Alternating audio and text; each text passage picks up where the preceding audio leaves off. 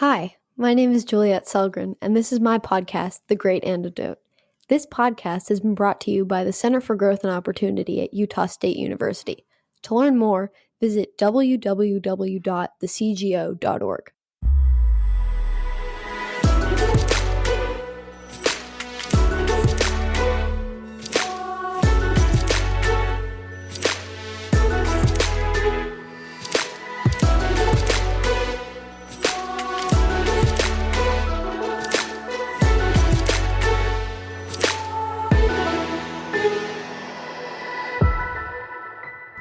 Welcome back to my podcast. Today, I have the pleasure to interview John Cogan, a fellow at the Hoover Institution at Stanford.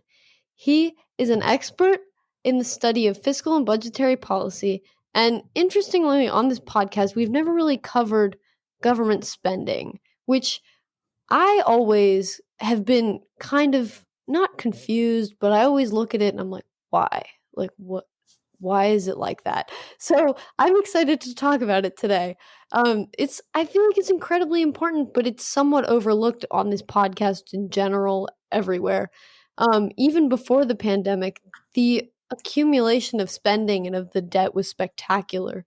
Today, the debt is close to 27 trillion, over 100% of GDP, and deficits are in the trillions of dollars.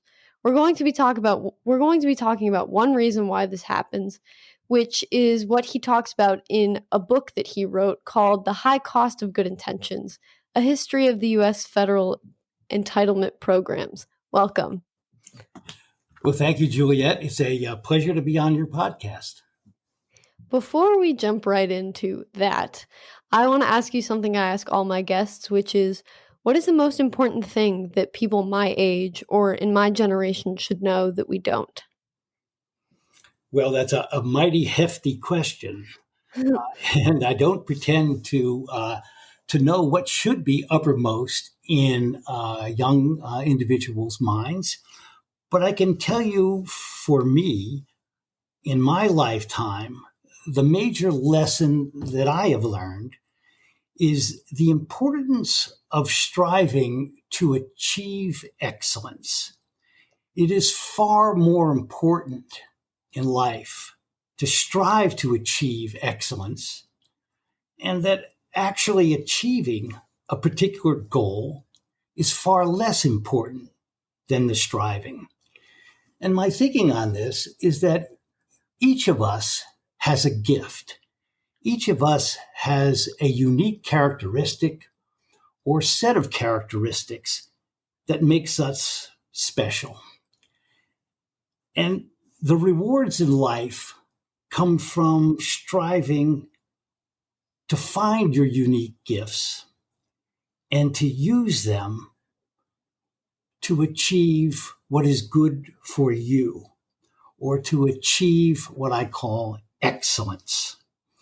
And so this applies to all aspects of life. It applies to your education. Try to achieve excellence there.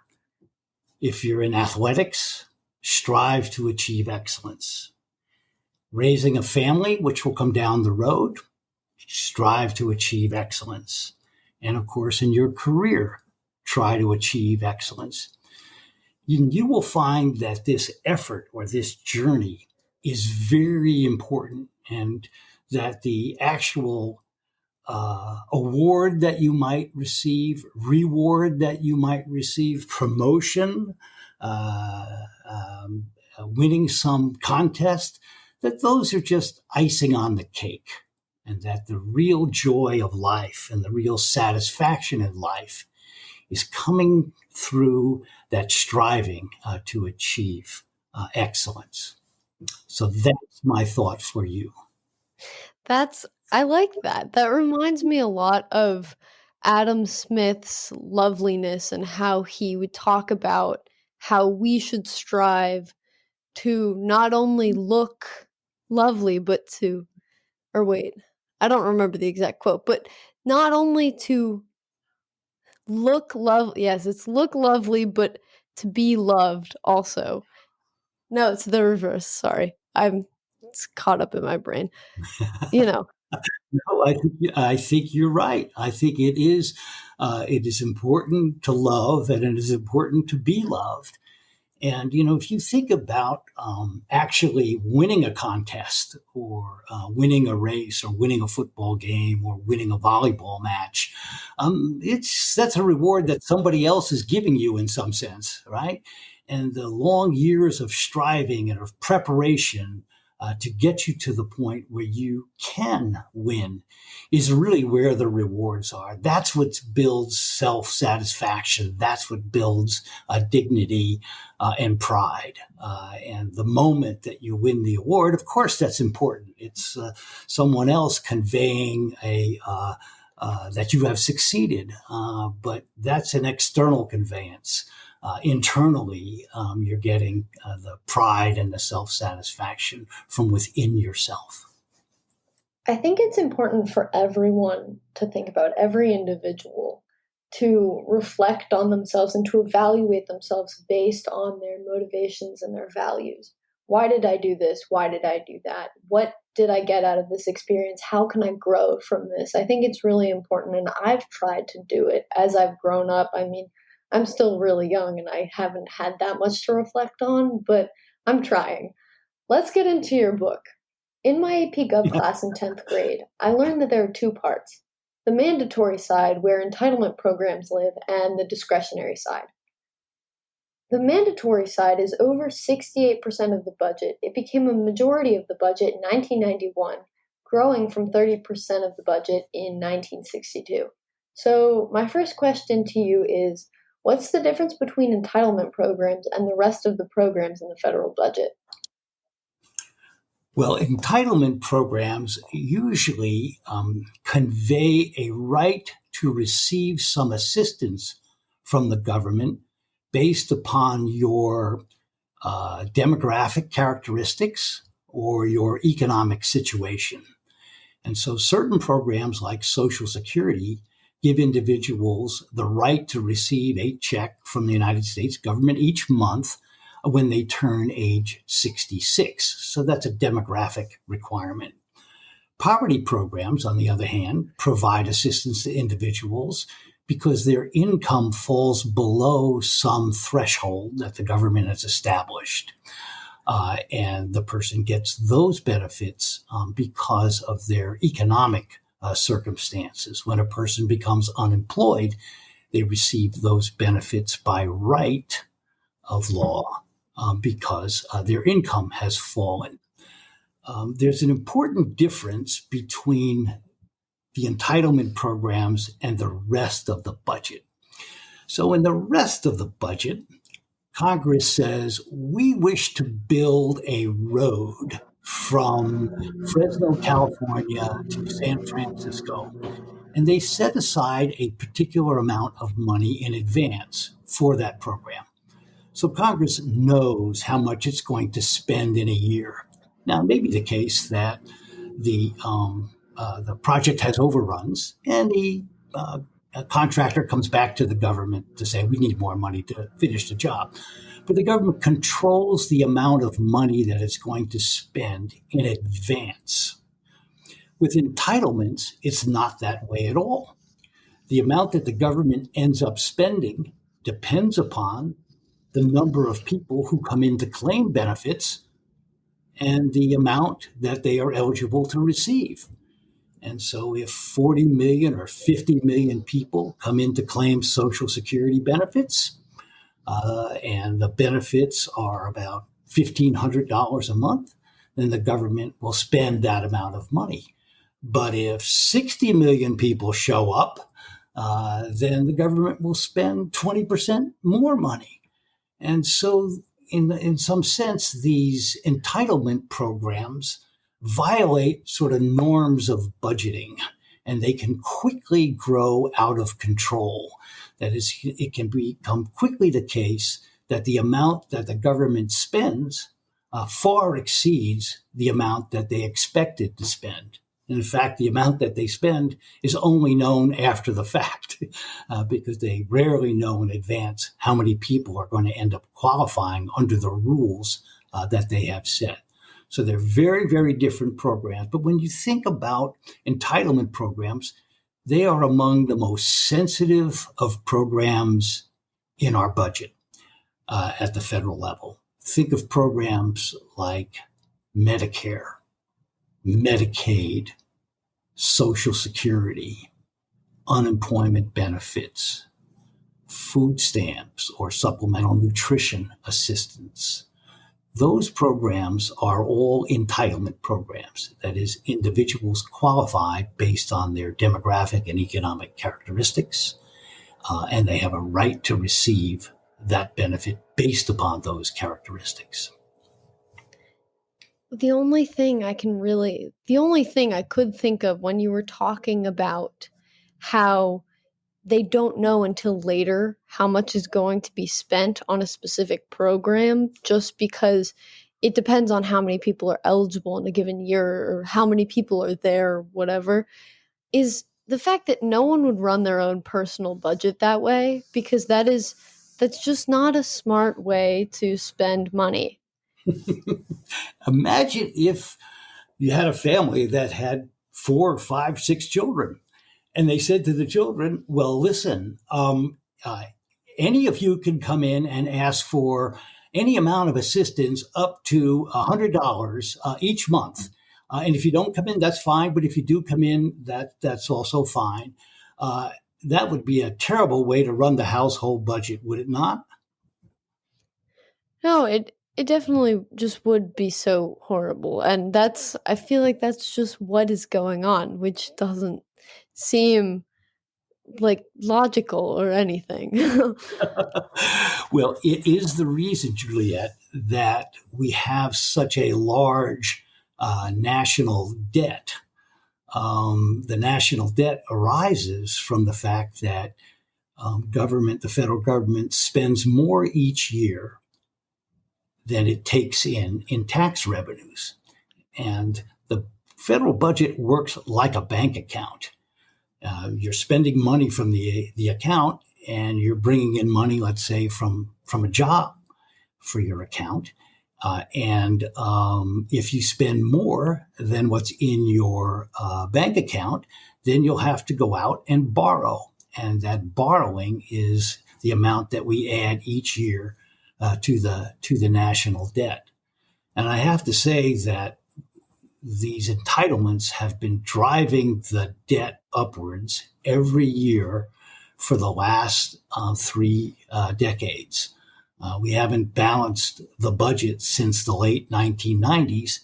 And in the last 45 years, we've only balanced the budget 5 times. The rest of the time, we've run deficits. And the reason we've run deficits is not because of national defense spending. It's not because of spending on international affairs. It's spending on entitlement programs. And they always invariably end up costing the budget more than what Congress expects. And hence we run deficits. A lot of people say, well, no, the deficit is a consequence of large spending on national defense, and we don't need to spend more on national defense.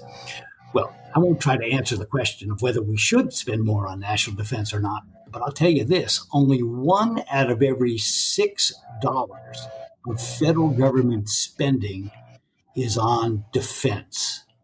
As you said in your introduction, Juliet, 2/3 of federal spending is on these entitlements, and that's where our fiscal problem is. You walked us through the history of these programs in your book. You wrote that, quote, 55% of U.S. households receive cash or an in-kind assistance from at least one major federal entitlement program.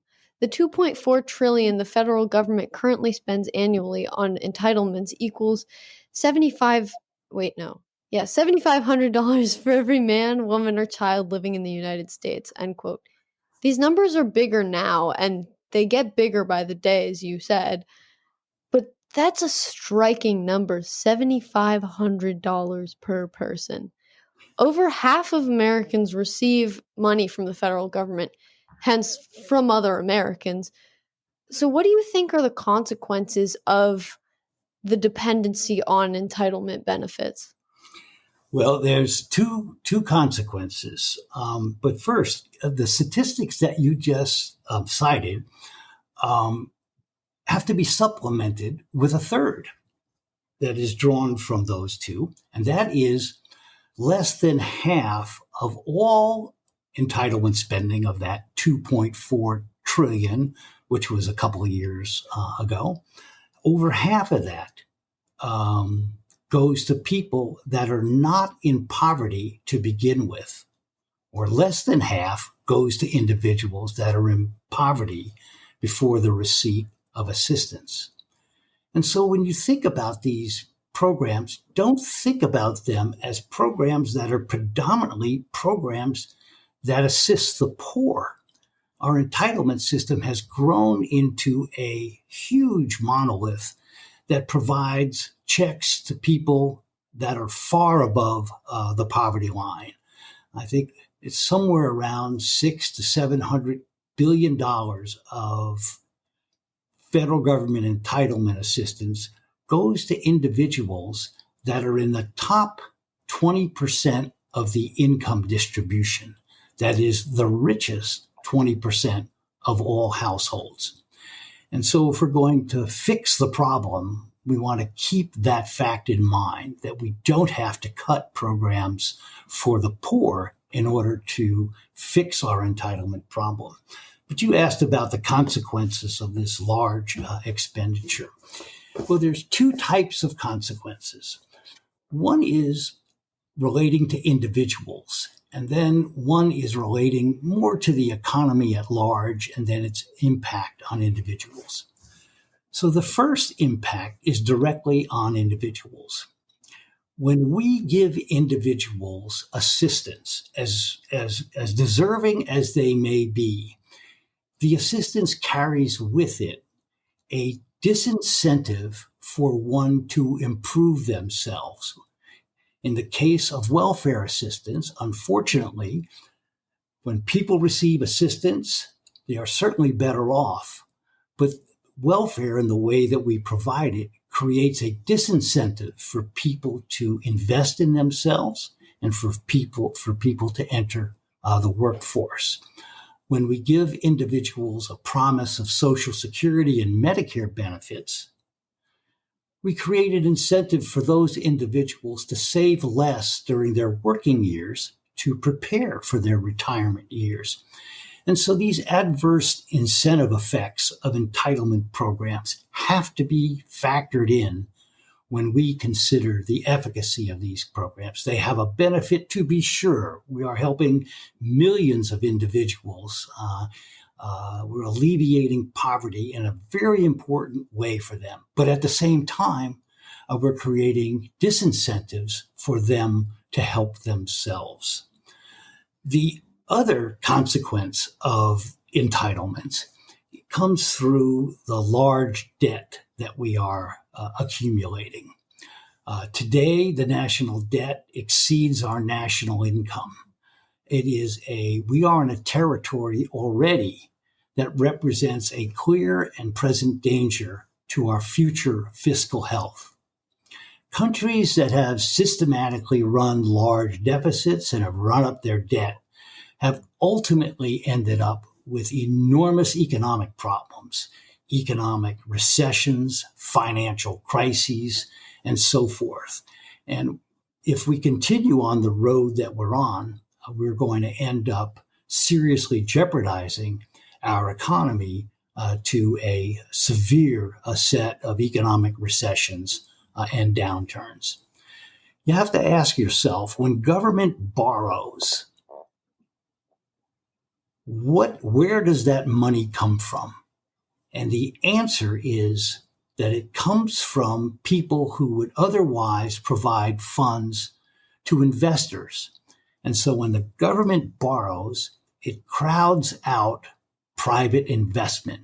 And private investment is the source of an improvement in our standards of living.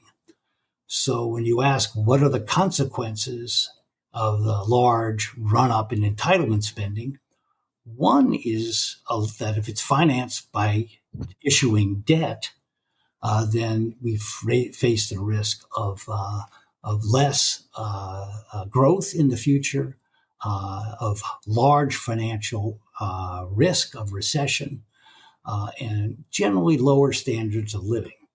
Of course, the government could finance the entitlement spending in another way. It could raise taxes. And we know what the consequences of higher taxes are. Higher taxes also discourage investment. They discourage work. They discourage saving. And so these discouraging effects, when multiplied by the 140 million people that are in the workforce today, have a deleterious effect on economic growth. They retard that growth. And in retarding that growth, they retard the future standard of living increase that we have come to enjoy over the last 6 to 10 to 12 to 20 decades of our history. Those consequences sound awful. And I mean, with knowing the consequences, I mean, you just said them, they're in your book, you can see them. You would think that the government knows this. And the original intent wasn't bad. It was a good intention. It was meant to help the poor. And in your book, you write that, quote, the amount the federal government spends each year on entitlement programs is 5 times the money necessary to lift every person out of poverty, end quote. Is that right?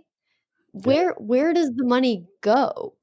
If it's like, it has good intentions, they have the money, as you say, more money than is needed to help the poor. So what happens? So what happens is it's what I call, how should I put it, the equally worthy claim. And the way it works is as follows. When a new program, an entitlement program, is created, it's usually narrowly drawn in terms of its eligibility. And so it focuses on a group that's particularly worthy at the time of assistance. But when that entitlement is created, it brings forth some relentless forces that operate to expand the entitlement.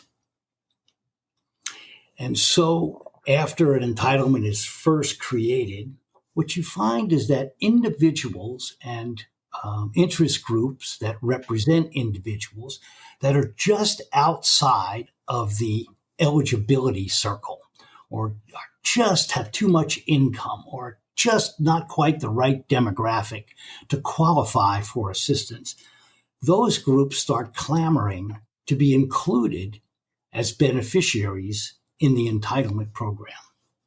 And Congress, faced with this political pressure that comes from the groups that represent these individuals or the individuals themselves, ends up eventually acquiescing. And they expand the entitlement to include that group. It's just an incremental expansion, just to include this particularly newly worthy group. But all that does, Juliet, is bring another group of individuals closer to the eligibility boundary line. And they just lie outside it, and they start clamoring for assistance themselves. Congress eventually acquiesces, and this process repeats itself until the programs get expanded far beyond what their original intentions were. And that's how we've gone from narrowly conceived programs to programs that now provide assistance to more than half the population. The vast majority of entitlement programs were justified originally on things like preventing poverty or providing a measure of financial security to individuals in their old age. And they've grown now into a program that, as you said, dominates the federal budget. More than half of all households are now receiving some assistance. A good example of just how expansive these programs have been and why such a small fraction ends up going to the poor is Social Security and its sistership, Medicare.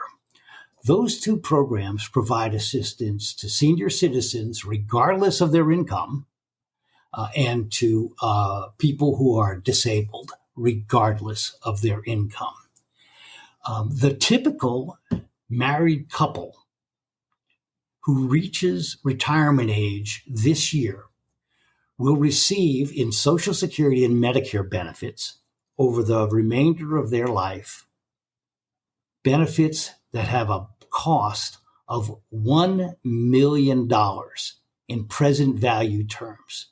So it's as if the federal government is giving each couple that turns age 66, regardless of their income, a check for $1 million. This is now the state of affairs. When these programs were originally enacted, they were just to provide a small measure of economic security and health security to certain individuals in their old age. And so you can see just how they've grown into something that is wholly unrelated to their original purpose. $1 million. That's so much money. I don't know. That's crazy. I have no idea how to even think of it. Well, I've never seen $1 million. well, I hope you will, and I hope all your listeners will too, but I hope they see it from their own hard-earned efforts rather than in the form of a check from the government. To put it in a slightly different perspective, to show you how much these programs have grown, the amount of assistance that the typical married couple will get at age 66 from Social Security and Medicare is about the same as the median income of households in the United States. Now, the median income of households in the United States is achieved by dividing the U.S. population of people under age 65 in half.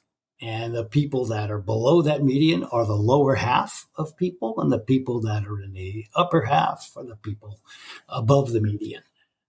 And Social Security and Medicare each year gives this two-person household, on average, husband and wife, more money than is earned by the bottom half of the U.S. population of working households.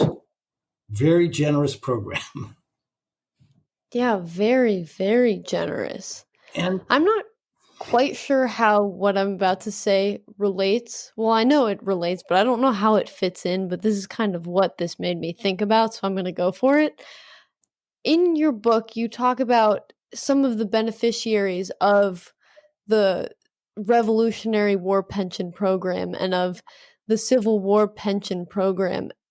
And you talked about how there's still one Civil War pension recipient alive today, 150 years after the end of the Civil War. How is that possible? as you go through your education, you're going to learn about the law of unintended consequences. And this person that you mentioned, unfortunately, she just passed away within the last couple of months, but she had received a check from the United States government through the Veterans Program her entire life. It's actually a wonderful, wonderful story. Her father originally signed up on the Confederate side. So he was a member of the Confederate Army. And then halfway through the war, 2/3 of the way through the war, he decided, no, this wasn't for him. And so he went AWOL. And he later signed up for the Union Army. And if you're in the Union Army at the time and you became disabled during your wartime service, you were eligible for disability payments from the government. And that was a proper thing for the government to do. If you were fighting to save your country and you got injured in the process, you would be eligible to be compensated for your service to the country. So he became, after the war, he was not eligible, but Congress, responding to the equally worthy claim, kept expanding the group of eligible Union veterans for these disability benefits. And finally, 45 years after the war had ended, it passed a disability bill that said that any Union veteran could now receive a veteran's compensation payment for their service.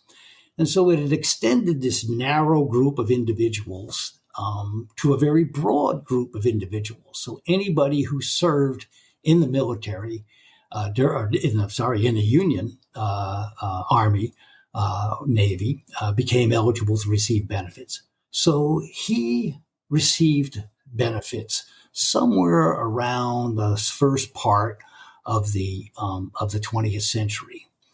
And then in the 1920s, when he was in his 80s, I believe, he married a young lady who was in her 20s. And under the rules of the disability program, if he passed away, his wife would be entitled to receive a spousal benefit. They had a child. And the child was born in, I think it was 1930, somewhere around there. Correct me if I'm wrong. And when her mother passed away, she became eligible for a Civil War veterans pension. And that's the story of the young lady who became eligible for a pension and continued receiving it up until a couple of months ago when she passed away.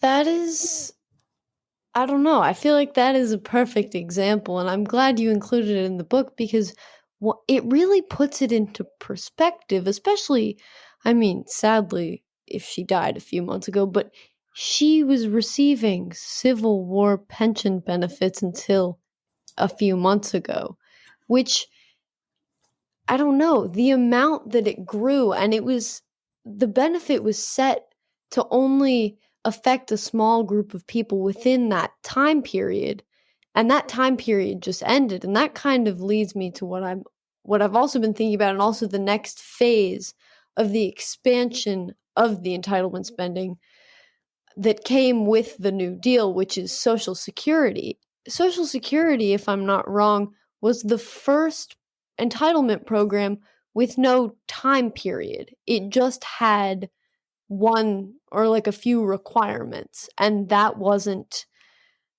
the only thing restricting it. It wasn't like, oh, in 2000 it's going to be done. It will keep going until the law is changed.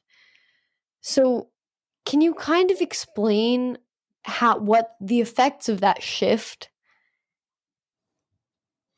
Yes. So up until the New Deal, government assistance programs, entitlement programs, were confined to individuals that had performed some specific service for the government. So, as we said, veterans who fought in wars to defend the country were eligible to receive some assistance. Government employees were also entitled to receive retirement benefits, but you had to have performed some particular service for your country. What the New Deal did was to expand that concept of assistance to individuals in the general population who had not performed any service for their country. And that was the Social Security program. It also then created the first welfare program. And as I indicated before, those programs had a very, very narrow focus. That is, their purpose was to provide targeted assistance on individuals who would be in need in their retirement years or single moms during their younger years. And the result in both programs was just a gradual, steady expansion of eligibility rules until for Social Security, by the 1950s, everybody was covered. And so all workers at that point were paying into the system, and all retirees were getting assistance from the system. And it just became a self-perpetuating machine. And Thomas Jefferson had warned us against such types of laws that would go from one generation to the next. And I think we're seeing the effects of a permanent program that just continues to grow and grow. There are bills in Congress now to further expand Social Security benefits and to further expand Medicare benefits, despite the fact, by the way, that both programs are in financial difficulty.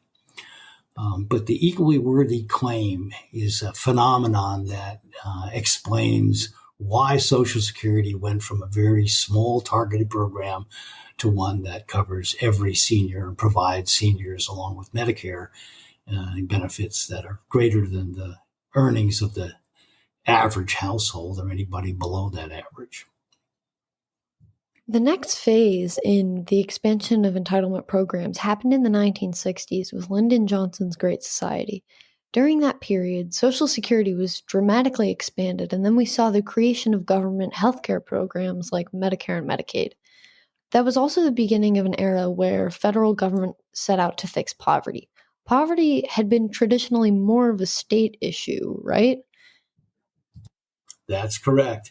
For most of our history, from the very beginning of the Republic until the 1930s, welfare assistance or assistance to poor individuals, assistance to homeless individuals was provided at the local level. Local governments felt that they knew best how to treat the poor, how to help the poor. Very few of them adopted sort of blanket assistance to the poor because they recognized that not all poor people would benefit from a gift from their local treasury, that sometimes educational assistance should be provided, sometimes work assistance should be provided. And so they were better able to match the needs of the individuals to the assistance that was given. And then starting in the 1930s with the New Deal, the federal government began to step in. And the federal government told the states, we are not going to interfere with the way you provide assistance to your poor. We're simply going to help you finance those benefits. And so they set up a matching program where for every dollar the state spent, the federal government would match a dollar to that. And that lasted up until the Great Society. And the shift of the Great Society, as you said, Julia, was to have the federal government start writing the rules and regulations governing the provision of welfare programs by state and local governments. And it did it in two ways. One is it started using its financial assistance as a lever to get states to adhere their poverty programs to federal dictates. And so they said, if you provide assistance, if you take our assistance, you must follow our rules. And of course, most of the states went along with that. And so gradually the federal government, through tying the rules to assistance, began to exert more control over state and local programs. And then, of course, the courts also stepped in and started restricting the ability of state and local governments to write rules and declared that they must be uniform with federal rules and so forth. And the result was, over this 10-year period, we went from a system where state and local governments had the flexibility to decide welfare rules and so forth, to one where the federal government had created an individual entitlement to those benefits at the federal level. And anyone who met the federal / now state requirements would be eligible to receive assistance. And of course, once it became an entitlement, we could see the welfare rolls just surge to very, very large and unprecedented numbers. What is the biggest entitlement program today? And what does it do, and how much do we, well, I guess we being the federal government, spend on it every year? So the biggest is Social Security, and it's almost $1 trillion of our Wow. budget now. Yes. The second biggest is Medicare. So when you think about, as we've talked so much about these entitlements and the money and everything and how little of it goes to the poor, remember, Social Security and Medicare go to anybody who reaches a particular age 65 for Medicare, age 66 for Social Security, independent of their income.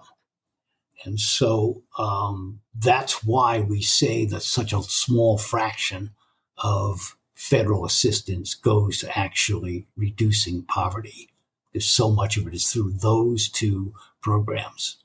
And by the way, we haven't talked about how those programs are financed. The way those programs are financed is through payroll taxes that are levied on all workers today.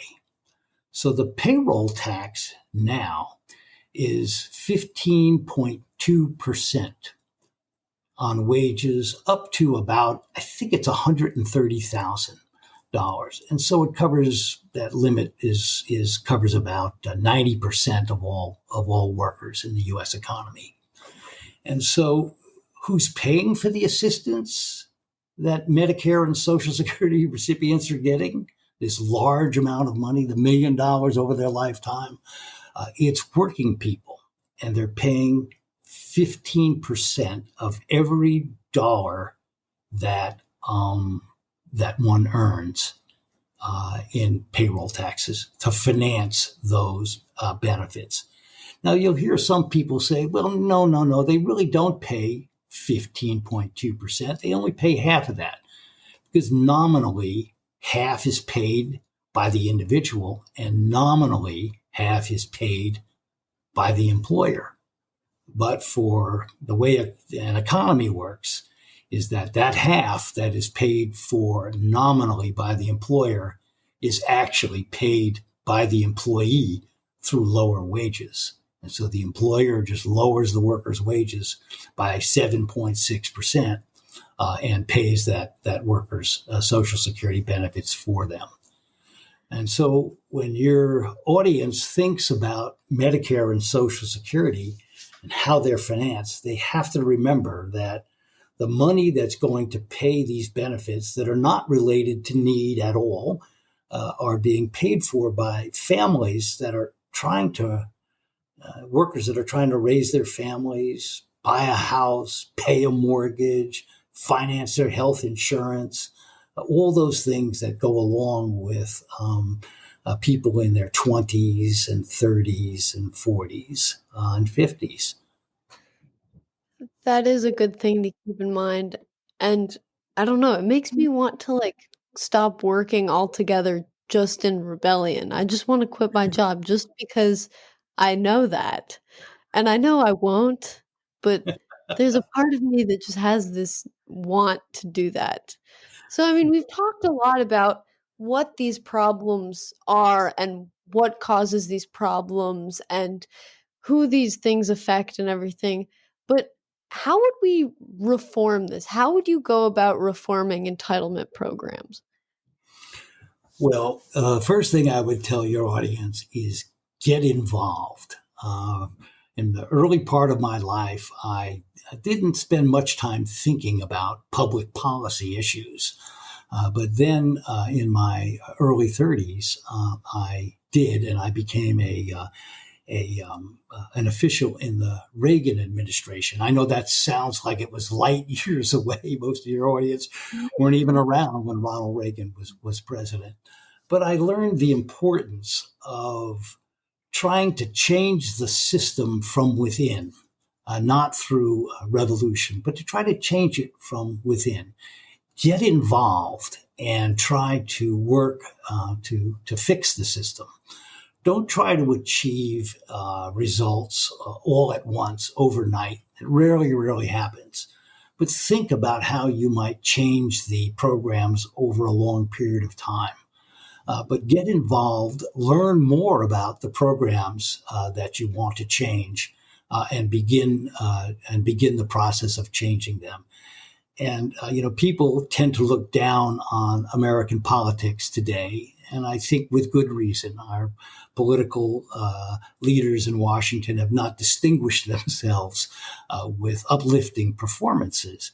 But if we want to change the entitlement system, we've got to change the type of people that we're electing to Congress and to the White House. We've got to have individuals that are far more forward-looking. What happens to members of Congress and to presidents is, they fall prey to the fact that they are facing a reelection in 2 years or 4 years or 6 years.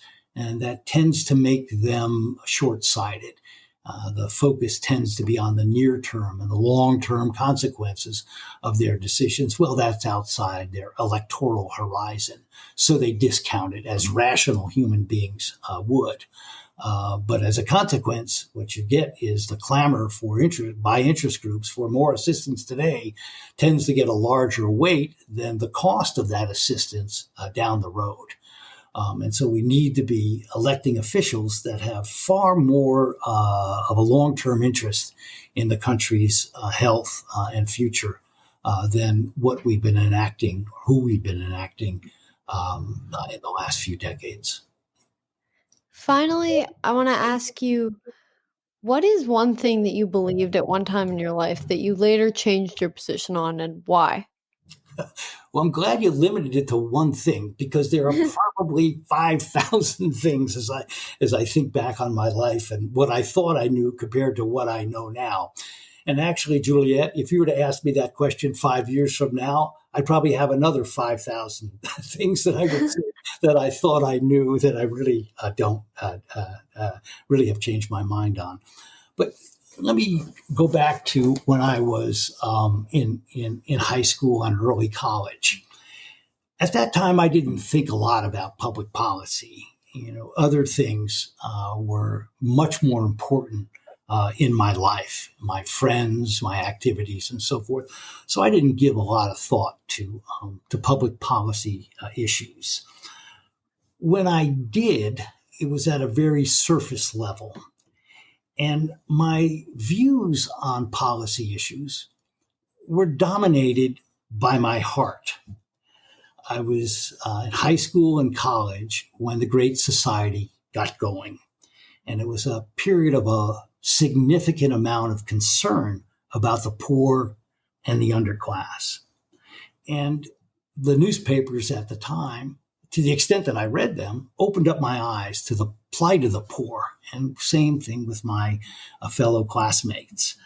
And my view then was sort of a view that was born of emotion, of concern about the poor and how can we help them. It was a view of the heart. And so I found myself saying, yes, more nutrition assistance, yes to housing assistance, yes to medical assistance, yes to more income support. My logical brain, which should have warned me about the adverse consequences of so much assistance and how government would use that assistance, was maybe on vacation. My brain was somewhere else. And so my views were views of the heart, not of the head. And then later on, as I went through college and graduated, and I learned more, I began to realize that there was a large cost that went along with the amount of assistance we were providing. That programs that were designed to help the poor too often became a trap. There were too many barriers that these programs erected for individuals that were receiving assistance to escape poverty. I know for single moms who were the focus of so much of the New Deal policies, the message that the government programs created for them was, if you want to escape poverty, do not get married and do not get a job. Because if you do get married and get a job, you will lose the assistance that the government is giving you. And that was an enormously high price for an individual to pay. That guarantee of health care, that guarantee of nutrition assistance, the guarantee of income assistance became a barrier to self-improvement among individuals and caused so many to lose dignity. And what we've ended up then is with a cycle of that poverty as it goes from one generation to the next. And so the lesson I learned and the change in my views really came from using more of my head to help me think about policy issues. The heart is extremely important, and we never want to lose sight of that, because ultimately we have these programs for a reason, and that is to help those who are unfortunate in life. And so we don't want to lose the heart, but we want to approach these programs with a head, with a logic, with a recognition that there are adverse consequences associated with these programs, and we may end up providing the benefits in a way that harms individuals or inhibits their ability for self-sufficiency, which ultimately is the source of dignity. And so I would say to your audience, as they approach these issues, keep the heart in there, but focus more with your head rather than less with your head. Thank you so much for sharing. I mean, as it is heart-wrenching to see people going through poverty, people struggling with unemployment, it is even more heart-wrenching to know that the efforts that our government takes to help them actually hurts them. And it's just so sad. So, I don't know, I think it's a really good thing to keep in mind, and also to always look out, because you will always change your mind and you will always realize that something that you thought may not be exactly as it seems. And I like that you said like 5,000 different things, because even at this point in my life, I see so many things where I'm like, oh, I thought that, but I realize that that's wrong. I don't know. I ask this question because I like to find out like how other people identify the mistakes or misconceptions that they've had, you know? Well, here's an odd thought. If you think about life as a learning process, that's a good way to think about it. You're constantly learning over your lifetime. And part of what you learn is that your prior views were not so well founded and often very, very wrong. And so knowing that you have changed your views on things as a result of knowledge that you've acquired is a good thing. And it's a reminder that you have been acquiring knowledge and you are engaging in a lifelong learning process. It's not something to be ashamed of, the fact that you may have changed your mind on something, so long as you, of course, have good, solid reasons that come from your learning process for doing so. Thank you so much for being on my podcast. This was such an interesting conversation. I've learned so much, and there's still so much in your book that we haven't even talked about. I mean, I feel like I have to go back and read it again because I feel like I couldn't fully absorb the first time.